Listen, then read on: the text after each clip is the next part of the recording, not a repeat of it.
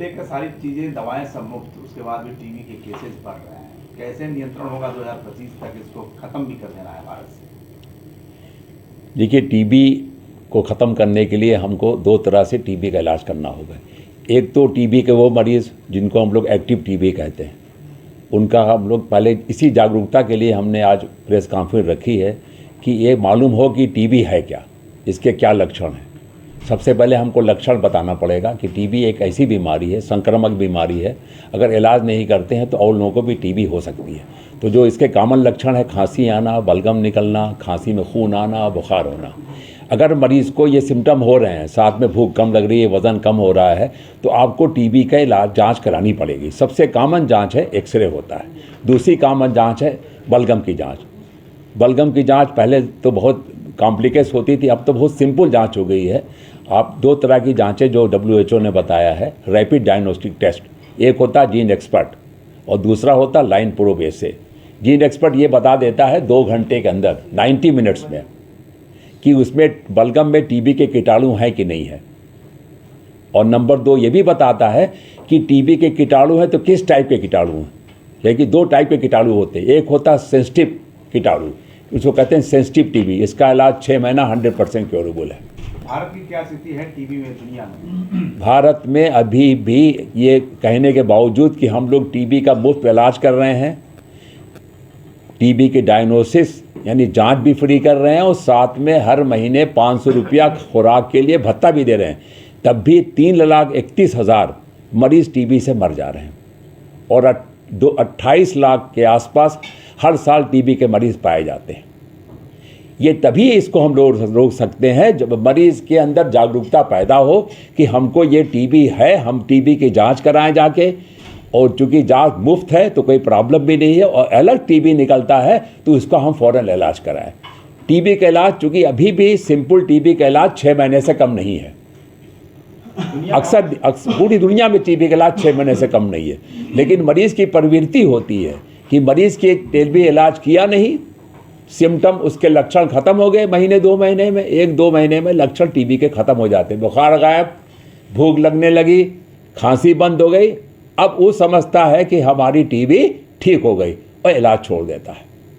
तो 6 महीने से कम तो भी इलाज आया नहीं है। तो उसको ये बताना पड़ेगा भाई टीबी का इलाज करने से नहीं होना है, टीबी का इलाज पूरे टाइम से करना है। टोटल ड्यूरेशन जितना टीबी का इलाज होता है, अगर 6 महीना इलाज डॉक्टर ने बताया तो 6 महीना करना है।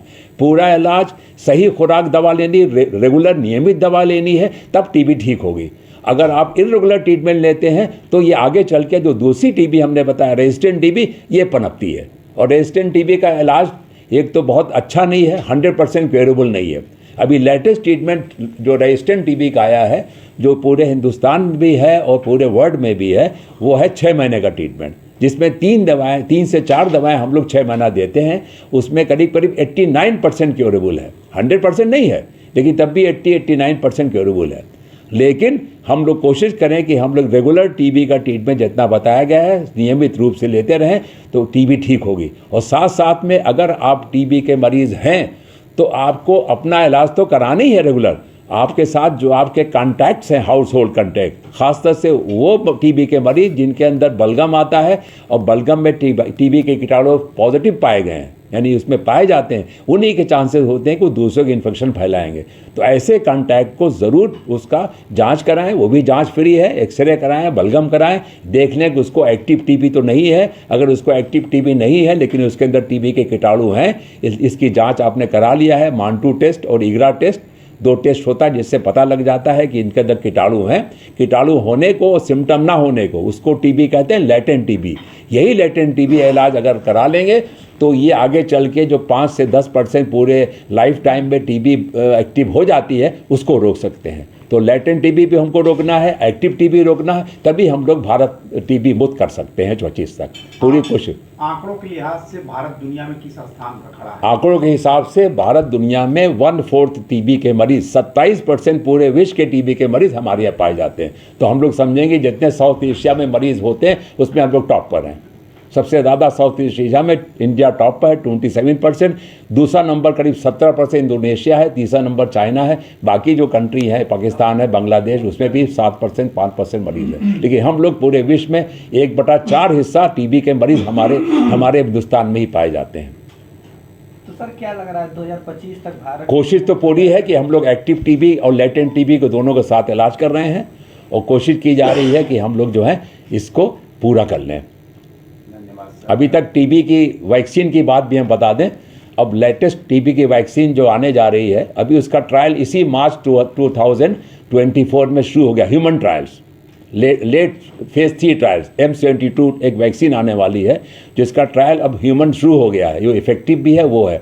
ये ट्रायल पूरा होगा 5 साल में, तो उम्मीद करते हैं कि 5 साल में हमको टीबी की वैक्सीन भी आ जाएगी। अभी जो टीबी की वैक्सीन है VCG, वो अडल्ट के वाले में, अडल्ट वयस्कों में टीबी, पल्मोनरी टीबी रोकती नहीं है, ये बच्चों में रोकती है। जो सीवियर टीबी जैसे टीबी मेनिंजाइटिस हो या टीबी मिलिट्री ट्यूबरकुलोसिस हो, जो कि छोटे बच्चों में होती, उसमें इसकी रोकथाम BCG से है, लेकिन अडल्ट पल्मोनरी टीबी इसकी रोकथाम BCG से नहीं है। उम्मीद करते हैं कि 5 साल में जो M72 वैक्सीन पर ट्रायल हो गया है, वो भी भविष्य में हमें लगता है कि हमें एक टीबी वैक्सीन भी मिल जाएगी, जिससे हम लोग टीबी की रोकथाम करने में मदद मिलेगी।